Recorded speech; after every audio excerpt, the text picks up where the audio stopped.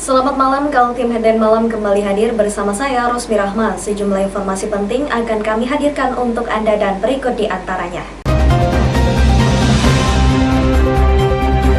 Kita awali Headline Malam edisi kali ini. Ini peringatan keras bagi warga Kota Samarinda. Tanggal 27 Oktober lalu, status 4 kecamatan di Kota Samarinda berada di zona merah. 4 kecamatan itu adalah Samarinda Ulu, Sungai Kunjang, Lojanan Ilir, dan Sungai Pinang. Berikut informasinya. Assalamualaikum warahmatullahi wabarakatuh. Kami dari tim Satgas Penanganan COVID-19 pada hari ini Selasa 27 Oktober 2020 pada pukul 12:10 waktu Indonesia Tengah kembali melakukan pemakaman ke 232 dan 233 di dua rumah sakit yang berbeda. Yang pertama, Rumah Sakit Dirgahayu dengan inisial RIP, jenis kelamin laki-laki, beragama Islam, terkonfirmasi positif COVID-19. Yang kedua, Rumah Sakit A. Wahab Sarani dengan inisial RA, jenis kelamin laki-laki, beragama Islam, terkonfirmasi positif COVID-19. Kedua jenazah langsung dibawa ke tempat pemakaman umum Raudatul Jannah Serayu Tanah Merah. Terima kasih.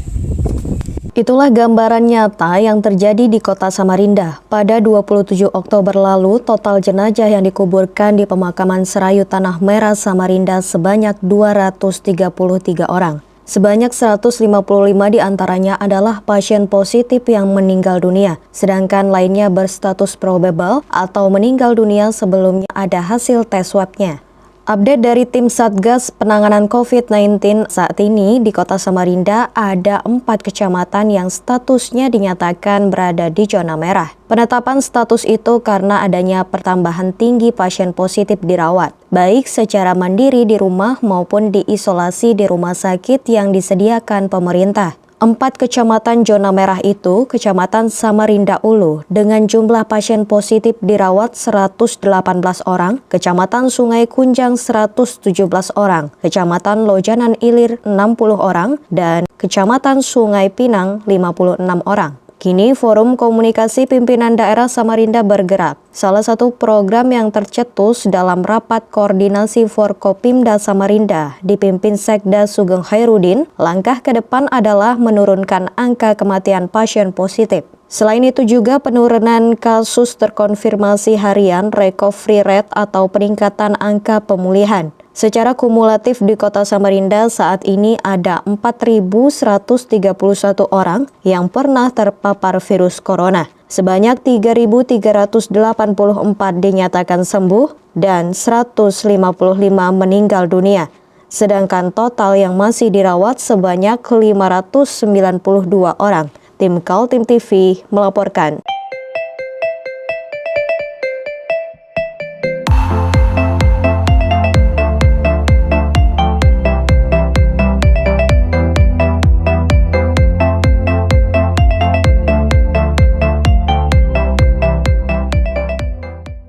Inilah problematika anggaran yang terjadi di Kalimantan Timur. Salah satunya Dinas Kehutanan yang pada tahun 2020 berpotensi menumpuk silpa atau sisa lebih perhitungan anggaran sebesar 107 miliar.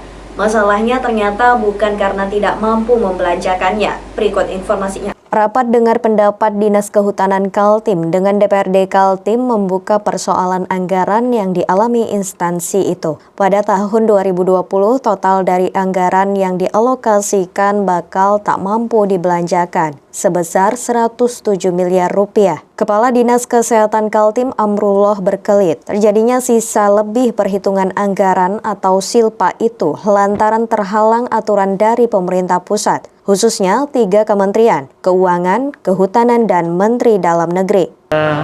Terkait dengan serapan kita yang agak agak besar silpa kita karena adanya aturan-aturan yang harus harus kita ikuti, misalkan seperti yang ditentukan oleh PMK, Peraturan Menteri Keuangan, di mana Menteri Keuangan mengatur begini. Kita nggak bisa. Misalkan kita mau beli mobil tangki, Di sana nggak ada ya nggak boleh gitu loh. Nah jadi ya itu kesulitan kita. Jadi kewenangan untuk provinsi itu Pak? Oh iya, ya harus diatur di sana. Ada 3 kementerian yang mengatur. Kementerian Keuangan, Kementerian Pertahanan, dan Kementerian Mendagri gitu loh. Nah itulah yang menyebabkan kami mengalami kesulitan di dalam pengelolaan. Sehingga Silva dari Iya, tahun 2017. Iya, itu berlanjut terus Silpa itu. Karena diatur. Silpa cukup besar di Dinas Kehutanan terjadi terus-menerus setiap tahun. Sayangnya sejauh ini tidak ada langkah penyelesaian ataupun upaya agar terhindar dari benturan aturan pemerintah pusat dengan kebijakan daerah. Menurut anggota Komisi 2 DPRD Kaltim Sutomo Jabir, problem anggaran yang terjadi di Dinas Kehutanan lantaran adanya aturan pemerintah pusat yang berubah-ubah. Tadi kan bertanya, kenapa sih dana dana Silva banyak di Dinas Kehutanan ini kan? Ternyata dana Silva ini itu akumulasi dari tahun-tahun sebelumnya, dari 2017, 2018, 2019, 2020 yang tiap tahun pasti jadi Silva karena tidak bisa digunakan. Aturan penggunaan dana dana SDA DR, dana DBH untuk dana reboisasi ini berubah-ubah tiap tahun. Kalau dulu sebelum sekitar tahun 2016 itu 50% harus digunakan untuk penanggulangan kebakaran misalnya kan atau bencana hutan. Kemudian 2017-2018 sudah bergeser, tidak ada lagi dibatasi bahwa harus digunakan sekian. Nah, tahun 2020 dana sekitar 107 miliar itu tidak bisa terpakai karena belum keluar peraturan Menteri Keuangan lagi untuk mau digunakan apa lagi duit ini. Ada duit tapi tidak bisa. Problematik belanja di Dinas Kehutanan ini perlu penyelesaian agar tidak terjadi terus-menerus sepanjang tahun. DPRD setuju agar ada upaya penyelesaian dengan pemerintah pusat karena kebijakan dalam DBH atau dana bagi hasil itu merugikan daerah. Tim Kaltim TV, Hardin melaporkan. Mari kita memerangi virus corona dengan mematuhi imbauan pemerintah. Stay at home. Sudah sejak lama transparansi dana BOS atau biaya operasional sekolah dipertahankan, mulai dari perencanaan, pengesahan, penggunaan, dan pengawasan di masing-masing sekolah. Ternyata selama ini mengabaikan keterlibatan komite sekolah. Protes itu datang dari Budi Suyanto. Dia adalah Ketua Komite Sekolah mewakili orang tua murid SMK Negeri dan SMA Negeri di Kota Samarinda. Kebetulan saya sendiri sebagai Ketua Forum Komite Sekolah SMAN dan SMKN di Kota Samarinda, kawan-kawan juga saya komunikasikan, ya menurut dugaan saya itu sekitar 90% tuh mereka memang tidak diikutsertakan Pak. Mengenai ketidakdiikutsertaan komite sekolah dengan kepala sekolah tentang pembuatan RAPBS itu mengapa dan bagaimana, itu kemungkinan Bapak bisa konfirmasi di kepala sekolah. Ya, memang selama ini Kadis Pendidikan Provinsi itu juga menyarankan bahwa setiap RAPBS, laporan RAPBS harus ada tanda tangan daripada komite sekolah. Tapi selama ini kan tidak ada tanda tangan dari komite sekolah Pak. Namun RAPBS itu juga meluncur aja dengan begitu aja, udah sampai sekarang juga sah-sah aja. Bertahun-tahun komite sekolah diabaikan keberadaannya oleh para kepala sekolah. Padahal keberadaan komite sekolah diatur dalam Permendikbud nomor 75 tahun 2016. Di mana tugas dan fungsi diantaranya memberikan pertimbangan dalam kebijakan pendidikan, mengawasi pelayanan pendidikan di sekolah hingga menggalang dana dari orang tua murid jika diperlukan kalau tidak tersedia dalam anggaran BOS. Karena tidak dilibatkan, komite sekolah jadi sekedar pajangan untuk melengkapi persyaratan aturan dalam pengelolaan pendidikan. Menurut Budi Suyanto, jika terus-menerus dibiarkan, dana BOS tidak transparan, justru berpotensi disalahgunakan dan merugikan dunia pendidikan. Keluhan pihak komite sekolah ternyata mendapat respon dari Kepala Dinas Pendidikan Kaltim Anwar Sanusi. Dia mengakui ada masalah itu dan sudah dibenahi. Mulai tahun depan, semua sekolah wajib melibatkan komite sekolah sejak menyusun rencana anggaran pendapatan dan belanja sekolah atau RAPBS hingga pengawasan. Mulai saya di Dinas Pendidikan sudah saya sampaikan seluruh anggaran yang dibuat oleh sekolah, yang diajukan oleh sekolah, hukumnya wajib guru tahu, komite tahu, anak sekolah dilibatkan, khususnya pengurus OSIS, kemudian stakeholder yang lain, bahkan LSM kalau mau libatkan, tidak ada masalah. Ya, terus nanti itu di sekolah itu ada ditulis berapa penggunaannya anggaran itu sekian itu dibuatkan pengumuman, harus gitu. Mulai 2001, 2020 kemarin udah saya sosialisasikan. 2021 keterlibatan penggunaan anggaran adalah pembuatan anggaran itu rencananya guru dilibatkan, kepala sekolah, orang tua murid, komite, kemudian anak-anak kesiswaan khususnya pembina pengurus OSIS, kemudian Dewan Pendidikan. Kalau mau LSM yang pendidikan, tapi LSM tidak pendidikan jangan, saya tidak mau. Didesak bagaimana dengan masalah yang telah terlanjur terjadi di mana dana BOS dikelola tidak transparan dan rawan masalah hukum. Kadis Pendidikan Kaltim meminta agar masalah yang telah terjadi diakhiri dan tidak diulang lagi. Yang dulu oke lah, kita itu kalau mau merubah sesuatu jangan drastis. Kemarin masih saya beri kelonggaran. 2021 seperti yang saya sebutkan tadi harus sudah ada. Yang tidak dilibatkan untuk menandatangani itu kalau DPA, RKA itu tidak dilibatkan. Tetapi di sekolah itu ada namanya RAPBS, Rencana Anggaran Belanja Sekolah. Nah itu komite sekolah nandatangani. Yang di situ. Tim Kaltim TV melaporkan.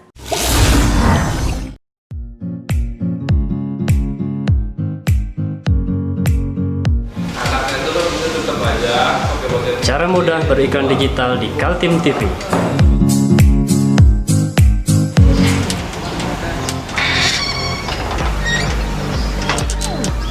Yang pertama, jadilah sahabat Kaltim TV.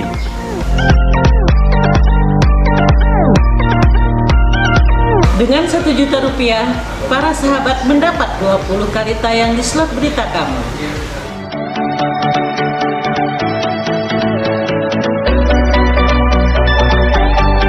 Dengan 20 detik dapat menjangkau 20.000 penonton. Anda beruntung karena mendapat kesempatan perdana dari kami. Ayo jadilah sahabat Kaltim TV. Kritik terhadap Badan Penelitian Pembangunan Daerah atau Balitbangda Kalimantan Timur ternyata tidak hanya terkait usulan anggaran yang dianggap terlampau kecil, tapi juga tidak hidupnya kemitraan lembaga itu dengan para pihak seperti Dewan Riset Daerah yang dulu pernah ada. Badan Penelitian Pembangunan Daerah Kalimantan Timur kini dipimpin Abdullah Sani menjelang penyusunan rencana APBD Kaltim tahun 2021. DPRD mengundang instansi itu untuk mengetahui lebih jauh apa yang akan dilakukan Balitbangda tahun depan.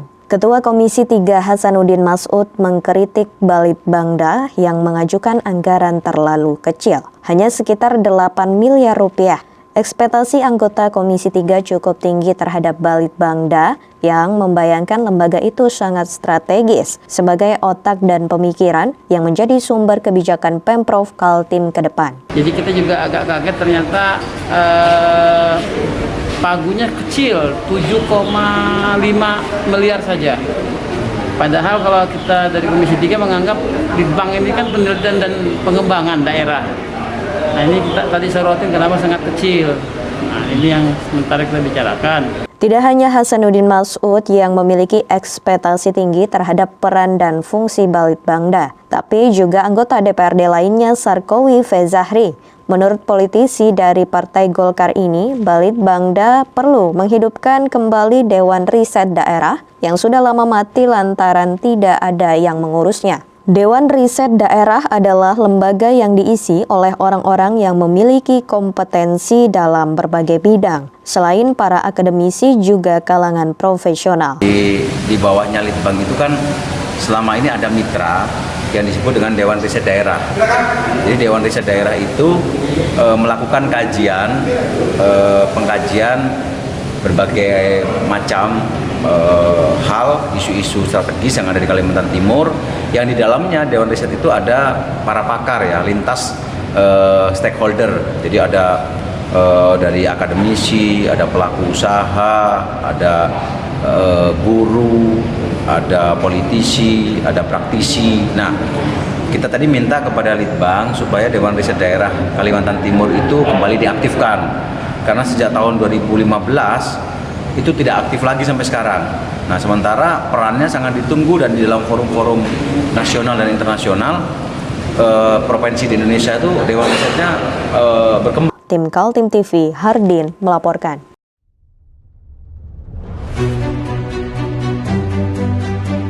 Hari ini kita ada kegiatan untuk membungkus sembako untuk dibagikan ke masyarakat yang membutuhkan karena COVID-19 ini. Semoga kita sukses semua. Amin. Harus kerjasama yang bagus. Pancasila! Amin. Pancasila! Amin. Pancasila! Amin. Merdeka! Merdeka!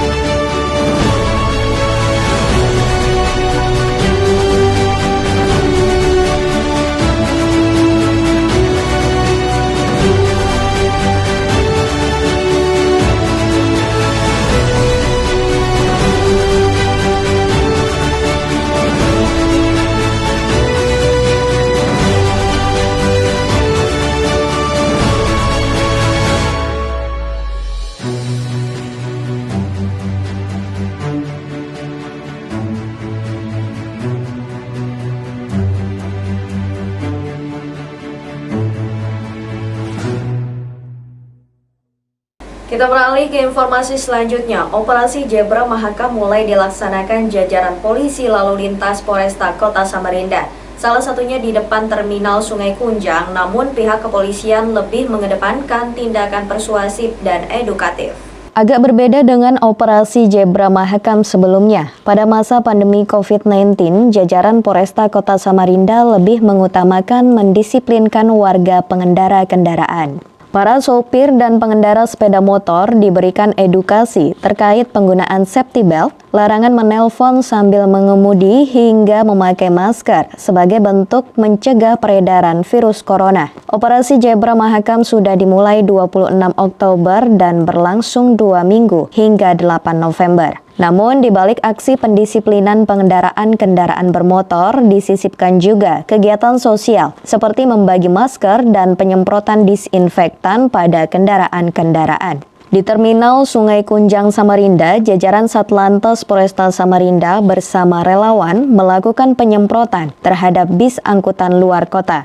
Penyemprotan disinfektan mulai dari bagian luar mobil hingga di dalam mobil. Kegiatan sosial lainnya berupa tes urin, ini untuk mengetahui secara acak bagaimana kecenderungan pengendara, apakah ada yang memakai narkoba. Dari 15 sampling yang dites urinnya, kata Kasat Lantas Polresta Samarinda Kompol Ramadhanil, semuanya negatif.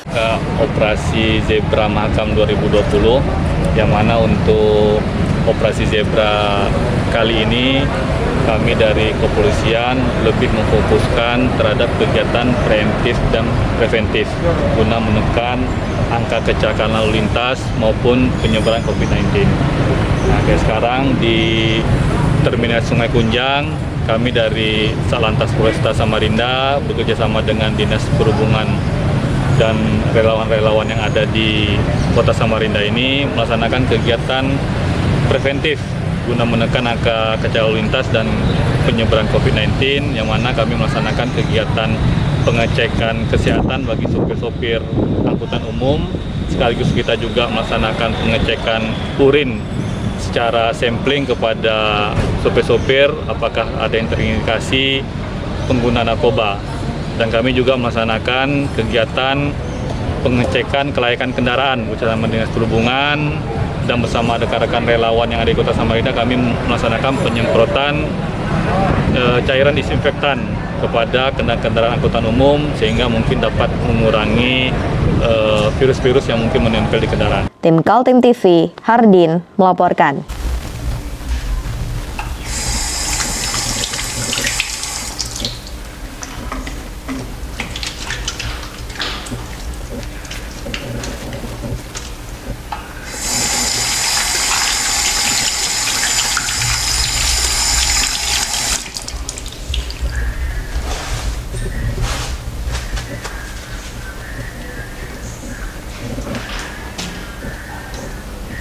Meskipun di rumah saja, kita tetap selalu menjaga kesehatan, cuci tangan, menggunakan hand sanitizer.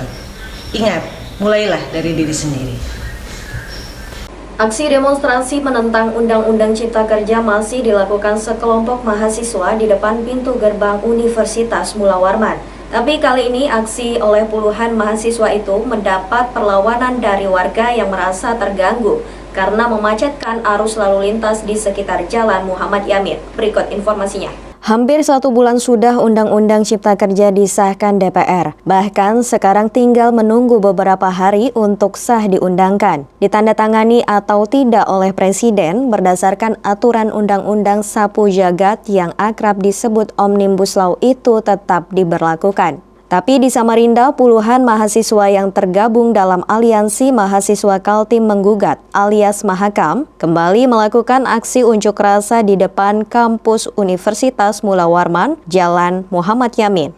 Aksi digelar mulai sore hari sampai malam. Namun aksi kali ini tidak mulus berjalan. Ada sekelompok orang yang mendatangi para pengunjuk rasa dan berusaha membubarkan. Masa tandingan yang hanya beberapa orang ini berteriak-teriak agar mahasiswa tidak membuat kemacetan jalan raya yang mengganggu para pengendara. Masa tandingan yang digambarkan mengenakan pakaian hitam-hitam dan membawa kayu meminta agar para pengunjuk rasa mundur dari jalanan. Mendapat tekanan dari masa tandingan, para mahasiswa mundur masuk ke areal kampus dan melanjutkan aksi unjuk rasa dengan berorasi.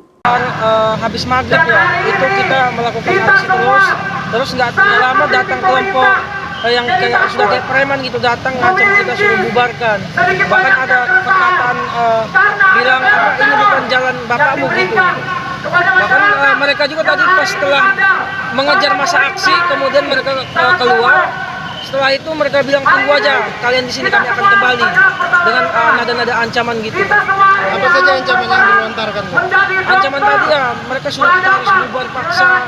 Terus juga mereka bilang suruh kita tunggu sini, mereka akan kembali mengancam kita. Tapi kan kita tanggapi bahwa kita di aksi nggak melakukan juga keributan. Bahkan mereka juga ini bilang ini jalan masyarakat, kalau aksi di depan aja. Ya sudah, dari situ kita kembali untuk aksi di sini lagi. Kabarnya ada yang bawa batu dan kayu gitu. Ada kayu tadi. Nah itu tadi mereka membawa kayu. Ada 2 orang tadi itu membawa kayu. Bahkan ada teman-teman yang melihat tadi salah satu ada yang membawa benda seperti pistol. Mereka juga membaca puisi dan menyanyikan yel-yel mahasiswa. Dalam aksi yang mengundang perhatian warga itu, para pengunjuk rasa melakukan teatrikal membakar keranda bertuliskan tolak Omnibus Law. Mereka juga membaca puisi dan menyanyikan yel-yel mahasiswa. Tim Kaltim TV, Heriman melaporkan.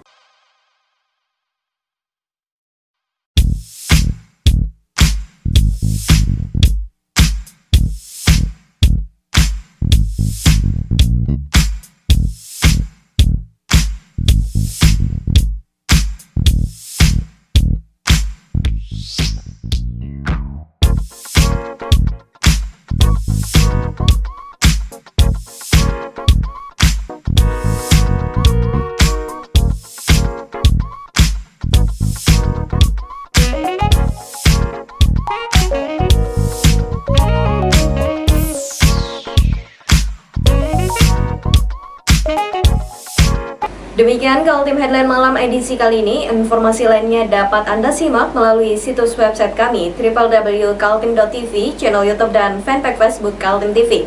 Jangan lupa untuk selalu patuhi protokol kesehatan. Saya Rosmi Rahma bersama kerabat kerja yang bertugas pamit undur diri. Selamat malam dan sampai jumpa.